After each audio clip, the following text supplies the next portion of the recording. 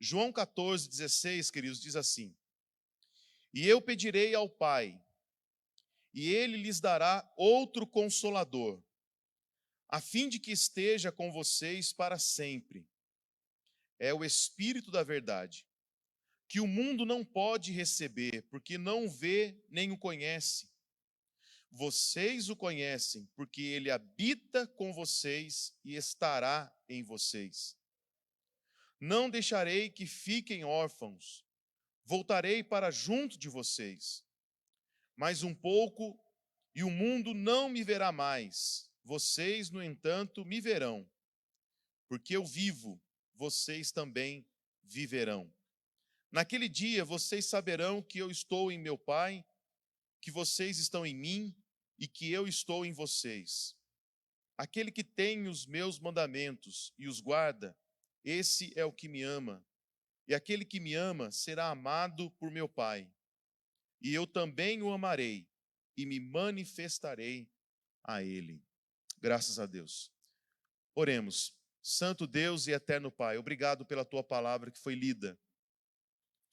Ilumina o nosso coração, Espírito Santo, para que possamos entendê-la. Que ela não seja apenas captada pelos ouvidos naturais, mas sobretudo pelos ouvidos espirituais. Possamos compreender a verdade e vivê-la, Senhor, em total dependência da tua graça, meu Deus. Fala conosco, porque os teus servos ouvem, em nome de Jesus. Amém. Graças a Deus. Eu quero começar a falar, irmãos, a partir desse mês de maio, sobre a pessoa bendita do Espírito Santo de Deus. O tema da série é Conhecendo Melhor o Espírito Santo. E por que eu quero falar, em especial sobre esse tema? Porque eu tenho comigo que a maior necessidade da igreja hoje, no Brasil e no mundo, e consequentemente a maior necessidade dos cristãos, é a de conhecer melhor a pessoa do Espírito Santo de Deus. Nós falamos bastante sobre o Pai, falamos bastante sobre o Filho, mas de um modo geral, eu não estou aqui, estou analisando de forma geral, é claro, fala-se pouco sobre o Espírito Santo. Mas se você olhar na Bíblia, em especial as promessas de Jesus, e o capítulo 14 de João se destaca porque é o capítulo onde Jesus, ele declara abertamente a importância do Espírito Santo na vida do cristão.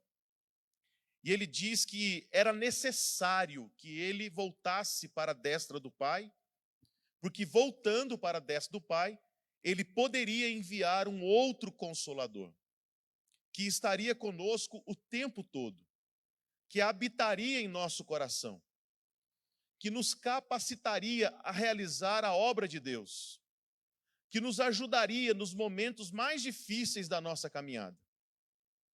É claro que é difícil a gente explicar racionalmente, porque eu já entendi há muito tempo que não é uma verdade que racionalmente a gente compreende. Quando nós falamos sobre o Pai, o Filho e o Espírito Santo, a nossa mente parece que ela entra em parafuso, porque nós afirmamos, a igreja cristã afirma que nós servimos a um Deus, que nós amamos a um Deus que é triuno. O Deus Pai, o Deus Filho e o Deus Espírito não são três deuses, é um Deus só, que tem três pessoas. É incrível isso. Vai além da nossa capacidade de compreender. Mas eu também louvo a Deus por isso. Porque se Deus fosse compreensível, você concorda que a minha mente seria maior do que Deus? Uma vez que ela o compreendeu? Mas como a minha mente, quando eu falo a mente humana de um modo geral, nenhum ser humano compreende a natureza de Deus. Isso prova que Deus é maior do que a nossa capacidade de compreender. Até porque Ele é criador e nós somos seres criados. Então é difícil falar da Trindade, porque a Trindade é um grande paradoxo, uma vez que nós afirmamos que é 3 em 1.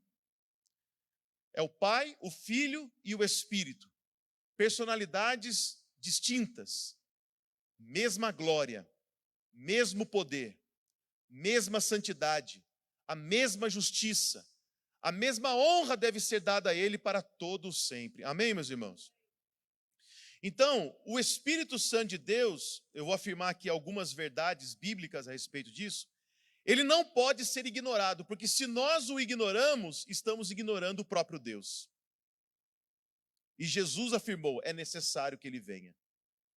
Então, partindo disso, irmãos, nós precisamos refletir melhor sobre a natureza e sobre a obra do Espírito Santo de Deus na face da terra. Como eu já disse aqui algumas vezes, perdão, eu inclusive terminei de ler ontem um livro sobre a vida de William Carey, que foi um grande pastor, um grande pregador, um grande missionário na Índia. E a vida dele tocou muito o meu coração, porque, irmãos, pensa num homem que saiu da Inglaterra sem dinheiro, levou a família para um país estranho que é a Índia. Se a Índia é estranha hoje, imagine a Índia há 200, 300 anos atrás. 200 anos, né? É um país totalmente pagão, com inúmeras línguas, inclusive inúmeros deuses.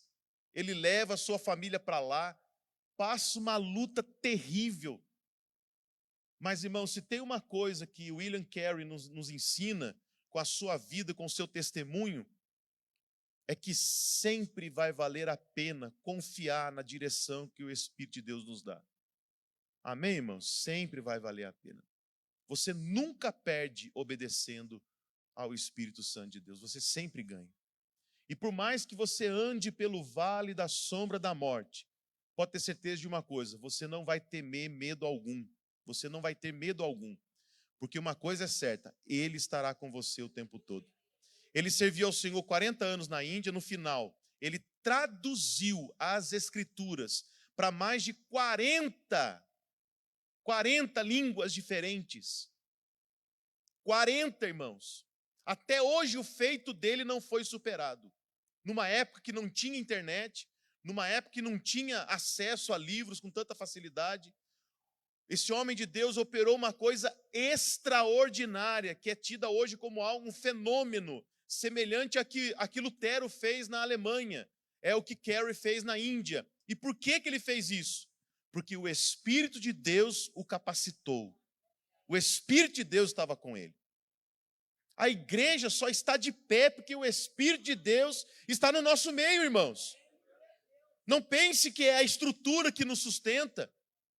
Não pense que é o pastor, ou o pastor A, ou o pastor B, ou o pastor C. Não pense que, não, essa igreja aqui, ela é favorecida. Ela é favorecida, irmãos, porque Deus tem nos favorecido. Mas a razão dessa igreja estar de pé é a presença gloriosa do Espírito Santo de Deus. É Ele quem convence o pecador, irmãos. É Ele quem consola o que está triste. É Ele que fortalece o que está fraco. Uma obra que você, ninguém pode fazer, o Espírito Santo de Deus está fazendo, e está fazendo silenciosamente. Silenciosamente.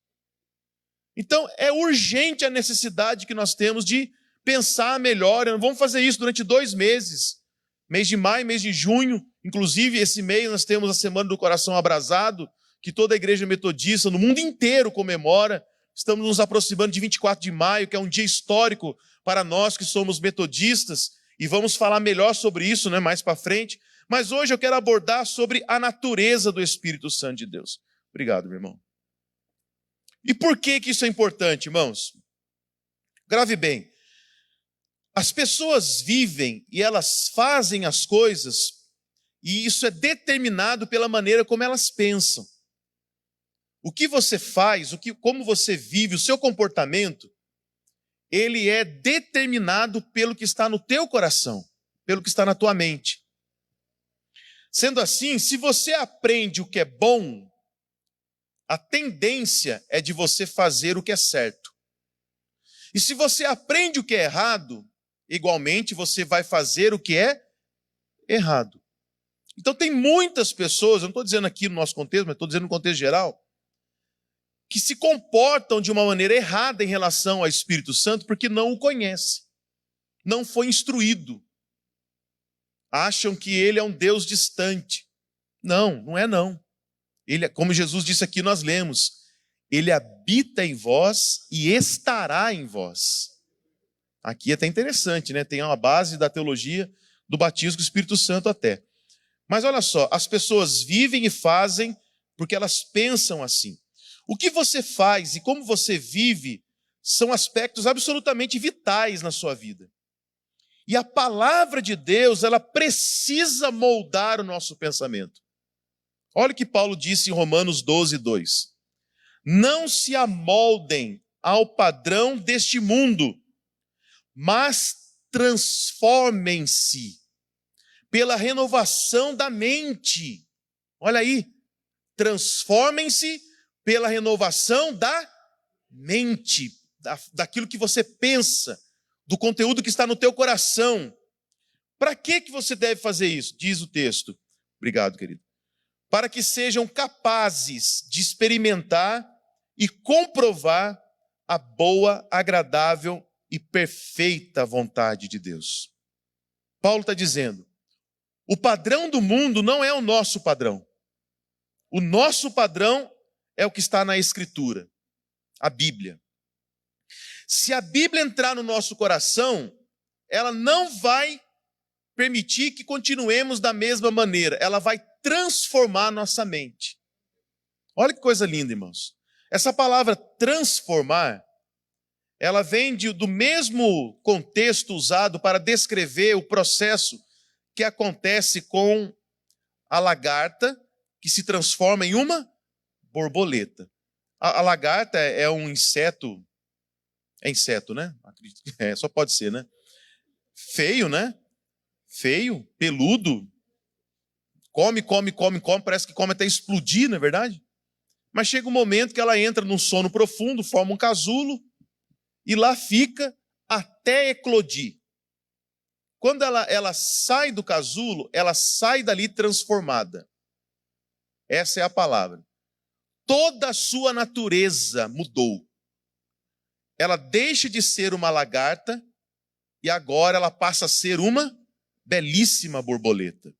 Mudou a sua natureza, mudou o seu interior, mudou todos os aspectos da sua vida. Outrora ela rastejava, agora ela voa.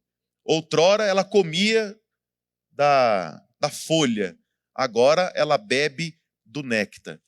Irmãos, é um processo de transformação profunda. É isso que a Bíblia diz que vai acontecer conosco se nós entendermos a palavra de Deus e a colocarmos em prática. Toda a nossa vida vai mudar. Está em total consonância com aquilo que Paulo diz, que aquele que está em Cristo é uma nova criatura. As coisas velhas passaram e tudo se fez novo. Então, nós precisamos, irmãos, olhar para a Bíblia e entender as verdades espirituais a respeito do Espírito Santo, para que a gente viva uma vida cristã poderosa em Deus. A fonte é o Espírito Santo. Se você ler do Gênesis ao Apocalipse, você vai perceber uma divisão bem clara nas Escrituras, no que diz respeito à ação de Deus na terra. Desde a criação do mundo até o nascimento do Filho, que engloba aí todo o Antigo Testamento, nós vamos ver a pessoa de Deus Pai agindo na história. Você vai perceber que sempre o sujeito das ações é Deus Pai Todo-Poderoso. É Deus que cria o ser humano. É claro, façamos o homem conforme a nossa imagem e semelhança. A Trindade está ali em ação, mas é o sujeito principal, é Deus Pai. Quando tira Israel do Egito, quem tira é o Senhor Deus Todo-Poderoso. Quando unge os profetas e os capacita, é pela promessa de Deus Pai que ele faz isso. Então, no Antigo Testamento, nós temos a ação de Deus Pai. Ele está atuando na história. Vocês entenderam isso? Aí vem o Filho. A promessa do Filho, ela é concretizada. Jesus se fez como um de nós. Nasceu, viveu e morreu como um de nós. E atuou na história humana, executando o plano da salvação. No final da sua vida, pregado na cruz, ele disse o quê? Está consumado, porque o que O objetivo da sua vinda foi concretizado ali na cruz. Está consumado. E antes dele subir, ele fala: olha, é necessário que eu volte para que eu possa enviar o outro Consolador. É interessante que essa palavra outro que Jesus usa aqui, não é outro de uma outra natureza, de uma outra espécie. É outro igual a ele. Esse outro Consolador, que é o Espírito Santo, é da mesma natureza de Jesus Cristo, nosso Senhor. Então Jesus diz: eu preciso voltar para o Pai para poder enviar o Consolador. Em Atos 2, o Consolador entra em cena. Quando os discípulos que estão orando no cenáculo, esperando o cumprimento da promessa, diz a Bíblia: ficai em Jerusalém até que do alto sejais revestidos de poder, diz a Bíblia. Promessa de Jesus. Eles ficam em Jerusalém depois da ascensão de Jesus, eles ficam clamando ali no cenáculo, por fim a promessa ela é concretizada e o Espírito de Deus desce em forma de línguas de fogo sobre aqueles homens, transformando aqueles homens de uma forma poderosa, irmãos. E a partir dali, que é o ato do Pentecoste, nós temos o nascimento ou a dispensação da graça, ou a dispensação da igreja, ou agora a ação direta do Espírito Santo de Deus na história.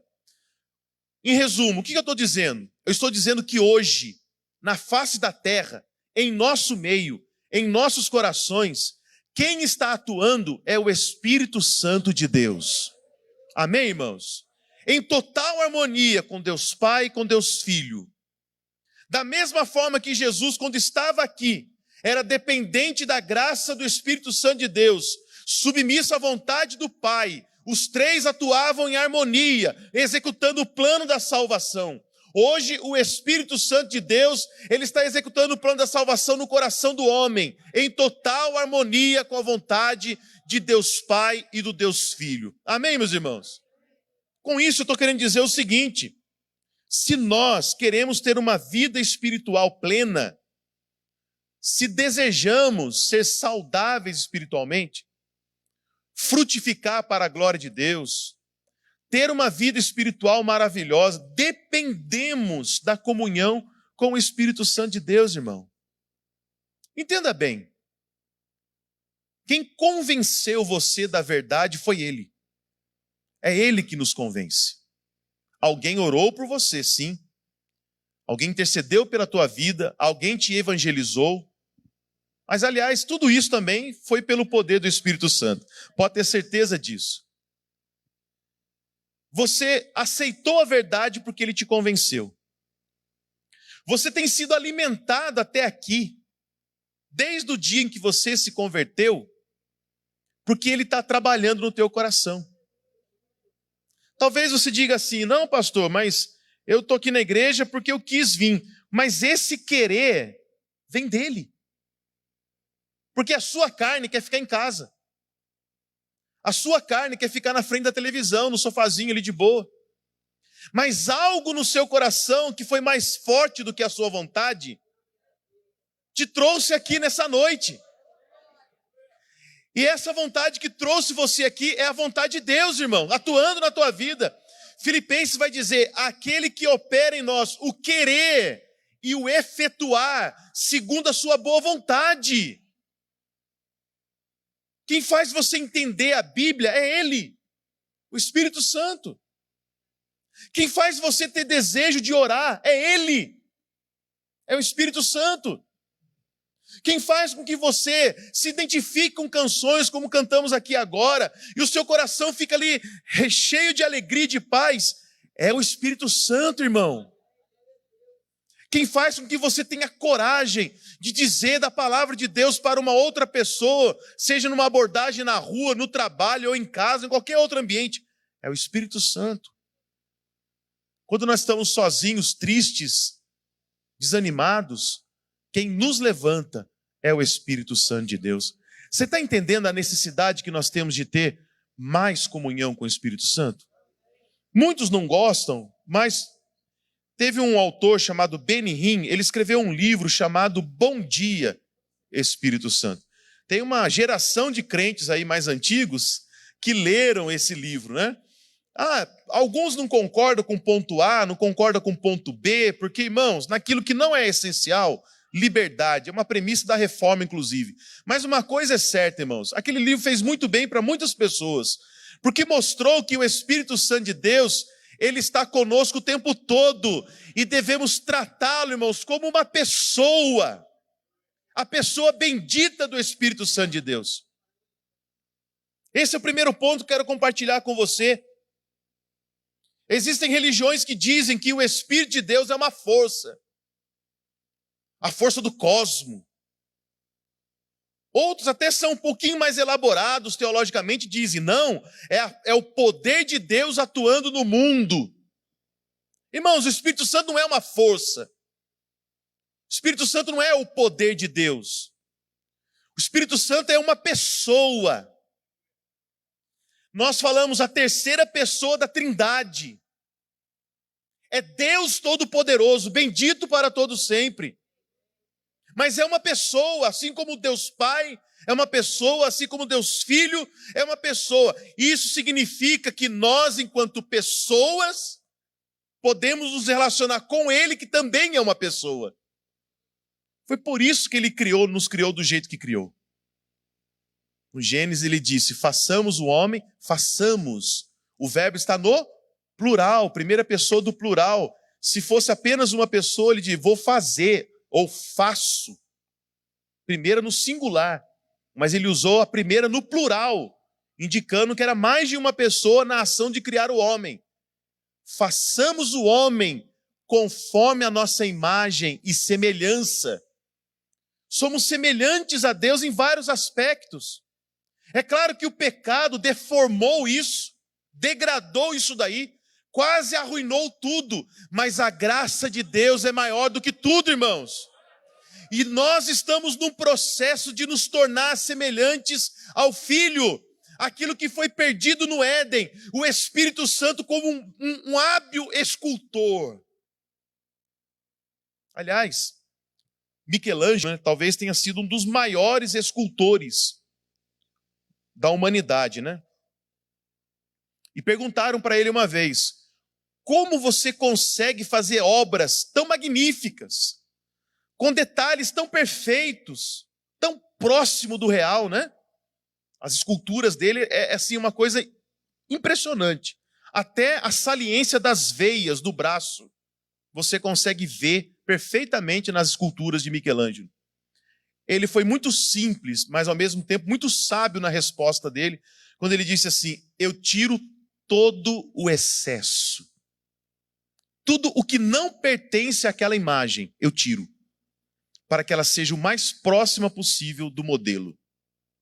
Esse é o trabalho do Espírito Santo de Deus em mim e em você. É por isso que ele habita em nosso coração. É por isso que ele não desiste de nós. É claro que tudo tem limite, irmão. Não podemos abusar da graça de Deus. Abusar do Espírito Santo achando assim, não, ele perdoa. Aí nessa ele perdoa, eu vou colocando o pé na jaca sempre, achando que ele tem a obrigação de limpar o meu pé que está na jaca. Não, irmão. Leve a sério uma coisa, o Senhor habita no seu coração. Não há o que esconder dele. Não precisamos ter medo, precisamos ter temor, que é diferente. Porque é um sentimento de reverência. É um sentimento, irmãos, que nos guarda de nós mesmos, de ultrapassar limites. O Espírito Santo, ele se relaciona conosco, ele está nos moldando à semelhança do Filho, porque um dia vamos estar na presença de Deus para todos sempre, irmãos. Mas até lá, nós precisamos cooperar com o Espírito Santo de Deus. Nós precisamos, irmãos, ser submissos à sua vontade para que o seu trabalho em nós seja cada vez mais eficiente. E assim ele possa nos usar com poder e graça, em nome de Jesus. Enquanto pessoa, a Bíblia afirma, por exemplo, que ele tem ciúmes de nós. Tiago, capítulo 4, versículo 5. Sentimentos. emoções de uma pessoa. Não é o ciúme como nós conhecemos. O ciúme é um sentimento pecaminoso para nós, mas para o Espírito de Deus é um sentimento de zelo. Ele zela pela tua vida. Ele cuida de você. Minha esposa uma vez brincou comigo e falou assim: você não tem ciúme de mim. Eu falei assim: eu preciso ter ciúme de você? Até agora eu não precisei ter ciúme dela. Agora, que um aproxima ali para ver.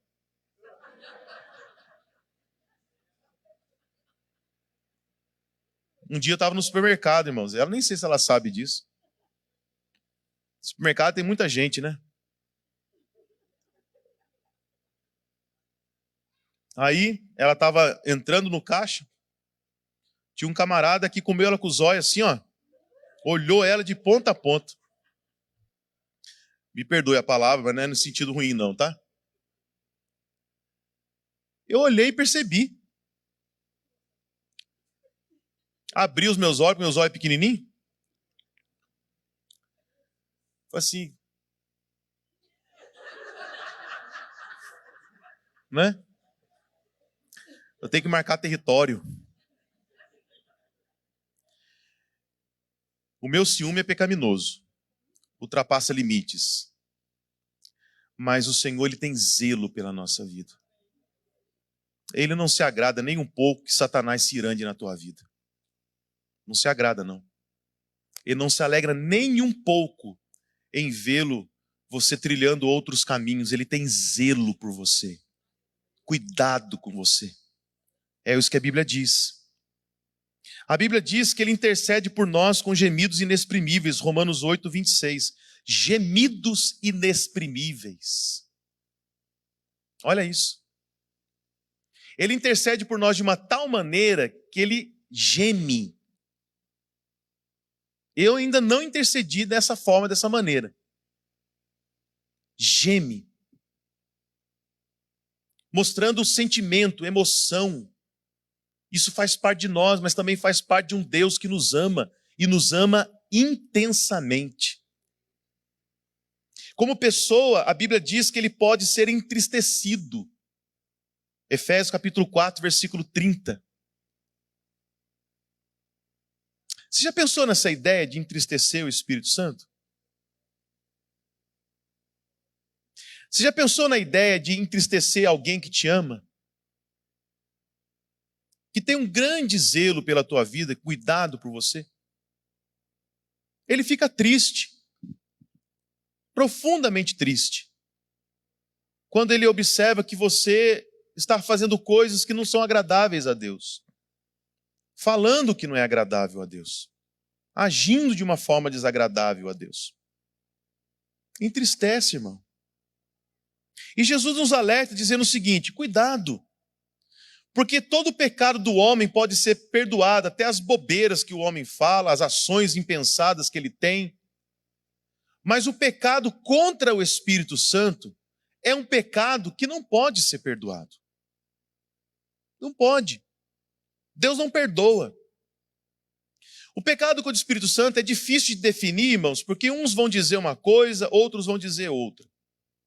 Mas eu tenho comigo que é aquela resistência intencional contra o Espírito Santo de Deus. Onde você, definitivamente, você sabe que é Deus agindo e você não reconhece isso. Principalmente na tua vida, no teu coração. E chega-se ao ponto de apostasia, de negar a fé. De zombar daquilo que é santo. De escarnecer daquilo que outrora era graça de Deus na tua vida. É claro, irmãos, é um processo de corrupção, né? de degradação, que tem um limite, que uma vez ultrapassado não tem mais volta, mas grave bem, tem um começo. O pastor Neil Barreto, ele falou uma coisa, acho que eu já falei aqui, me perdoe se estou repetindo. 4 Cs na degradação. Primeiro, você começa crédulo, crente. Você acredita, você crê. E é uma fase maravilhosa quando você crê, porque tudo é possível àquele que crê, amém, irmãos? Mas se você não vigia, você degrada. E nessa degradação, você se torna um crítico. Começa a criticar. Isso começa de uma forma até boa, porque a crítica ela tem um lado positivo, uma vez que você tem a intenção de melhorar, mas cuidado com a crítica, porque tem gente que é crítico, mas não constrói nada com isso. Critica porque o coração já não é mais crédulo, é um coração crítico. Cuidado. Isso pode se degradar mais um pouco.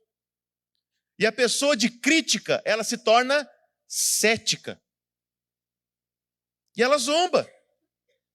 Começa até, zombar não, ela duvida. Não, não é bem assim não. Você tem uma fé muito ingênua. Você tem uma fé muito simples, você precisa desenvolver a tua fé. Aí é aquele ceticismo disfarçado de racionalismo. Cuidado com isso. Pode se tornar uma degradação da fé. E por último, a pessoa se torna, irmãos, um zombador. Eu não lembro qual era o último C, amor. Cínico, perdão, era isso aí. Então, olha só, começou como crédulo, como crente, degradou para crítico, degradou para cético, e por fim, ele se tornou um cínico. Ele zomba da fé.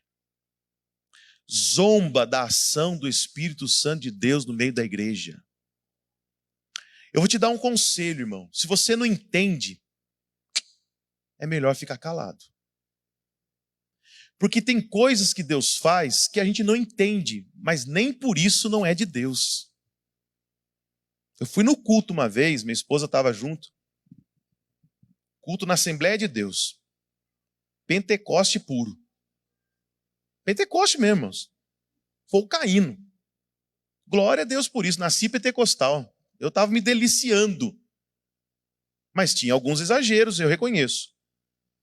Mas nem por isso, em nenhum momento eu zombei. Muito pelo contrário.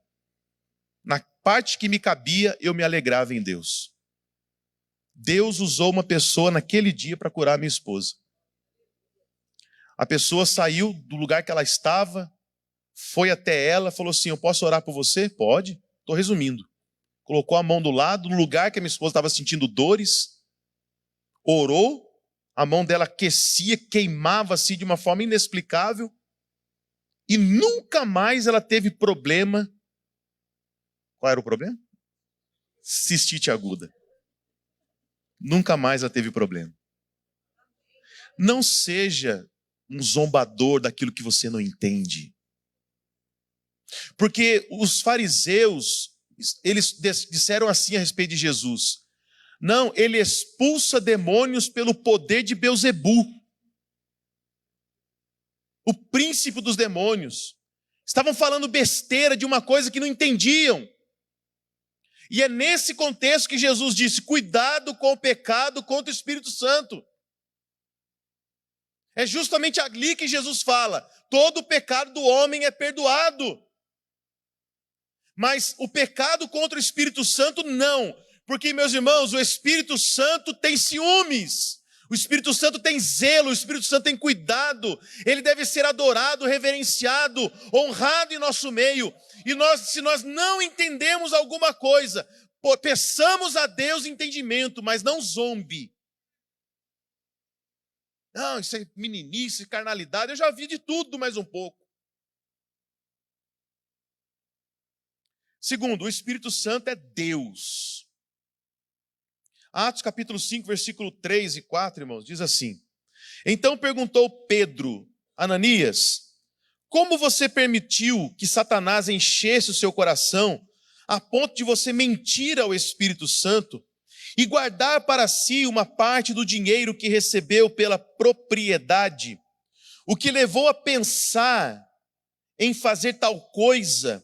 Você não mentiu aos homens. Olha o que diz a Bíblia, irmãos. Mas sim a Deus. Você mentiu a Deus. O Espírito Santo é Deus. Ele tem todas as qualidades que Deus Pai e o Deus Filho têm. Ele é santo, ele é eterno, ele é justo, Ele é onipotente, onisciente, onipresente, ou seja, Ele pode todas as coisas, Ele conhece todas as coisas, Ele está em todos os lugares, Ele é soberano. Ele distribui à igreja os dons espirituais como quer. É Ele que capacita a igreja, é Ele que levanta obreiros. Nós não deveríamos, irmãos, nos pautar tanto em estratégia humana, mas na dependência do Espírito Santo. Atos nos mostra que a igreja cresceu, não porque ela tinha um plano estratégico, a igreja tinha submissão e obediência à voz do Espírito Santo de Deus. Pedro fazia os milagres que fazia, irmãos. Tem um versículo no livro de Atos que diz assim: e Deus, pelas mãos de Paulo, fazia milagres extraordinários. Através das mãos de Paulo, mas era sempre o Espírito Santo de Deus. Então entenda bem, nós precisamos buscar a presença dele para termos uma vida plena, irmãos. Ele deve ser adorado, glorificado, honrado, servido, obedecido e amado como o Pai e o Filho. Olha o que Davi disse no Salmo 51, versículo 11. Olha o que Davi disse: não me expulses da tua presença e nem tires de mim o teu Santo Espírito. Isso no Antigo Testamento, num contexto em que não havia sido ainda derramado sobre todos, como em Atos 2. Não retires de mim o teu Santo Espírito. Irmão, você pode perder pai, você pode perder mãe, você pode perder amigos, você pode perder riquezas, você pode perder bens, você pode perder até a saúde, mas não perca a presença do Espírito Santo de Deus na tua vida. Davi desesperadamente ora e fala: Senhor, não me expulses da tua presença, nem retires de mim o teu Santo Espírito. Em 2 Coríntios capítulo 3, versículo 17, diz assim: o Senhor é o Espírito, e onde está o Espírito do Senhor, ali há liberdade. O Senhor é o Espírito. Querido, se você tem necessidade de algo na tua vida, você precisa entender que o Espírito Santo está pronto a te ajudar a receber a bênção de Deus, amém? Porque Ele intercede por nós. Nós não sabemos orar como convém, mas Ele intercede por nós. Que coisa gloriosa, irmão. Você não está sozinho na sua batalha, não. Você tem ali o consolador do teu lado, o conselheiro, o advogado, aquele que está ali para te capacitar a fazer tudo em nome de Jesus, amém? Terceiro, é o Espírito Santo que governa sobre a igreja. Precisamos nos lembrar, irmãos, que o Espírito Santo está no governo de todas as coisas, assim como o Pai e o Filho. Vivemos na dispensação do Espírito. Aliás, irmãos, dentro da nossa forma de pensar, nós entendemos que estamos vivendo os últimos tempos. Quem crê nisso? Amém? Nós estamos vivendo os últimos tempos. De todos os sinais que Jesus disse em Mateus 24, de todas as evidências do fim dos tempos, eu acredito que apenas uma, nós ainda não vimos ela se realizar plenamente, que é o quê? O evangelho ser pregado a todas as pessoas nos 4 cantos da terra. Mas ainda assim, irmãos, não duvide, porque com o advento do rádio, internet, televisão e outros meios de comunicação, irmãos, para o Senhor cumprir essa promessa aí, não demora muito não. Então nós acreditamos, irmãos, que a igreja, nós estamos vivendo os últimos dias da igreja na face da terra. Entenda o que eu estou dizendo aqui. Nós estamos vivendo os últimos tempos da igreja na face da terra. A Bíblia nos adverte dizendo que o espírito do anticristo já está atuando em nosso meio. E em 2 Tessalonicenses, Paulo afirma, irmãos, ele afirma que existe uma razão para o anticristo não ter se manifestado ainda. Paulo diz: aquele que o retém. até que aquele que o retém seja tirado. Nós compreendemos perfeitamente que o único que pode impedir a manifestação do anticristo na face da terra, e consequentemente, irmãos, todas os aios, os julgamentos que virão no fim dos tempos, é o Espírito Santo de Deus. O Espírito Santo de Deus no meio da igreja ainda detém o avanço do mal na face da terra. Pastor, por que o senhor está dizendo isso? Porque, irmãos, olha o que a Bíblia diz em Apocalipse 22, versículo 17. E o Espírito e a noiva dizem, vem. E todo aquele que ouvir, diga, vem. Deve haver um anseio no nosso coração de estar com o Pai e com o Filho, de estar na eternidade. Se a vida para você na terra é boa, glória a Deus por isso. Ela vai ser infinitamente melhor no céu. E nós devemos ansiar a eternidade, irmãos. Por favor, não se apegue a esse mundo. Não se apegue. Tudo isso aqui vai passar um dia. E nós estaremos para todos sempre na presença do Pai. E quem vai levar a noiva para se encontrar com o noivo é o Espírito Santo de Deus. E nós precisamos estar preparados para esse momento glorioso.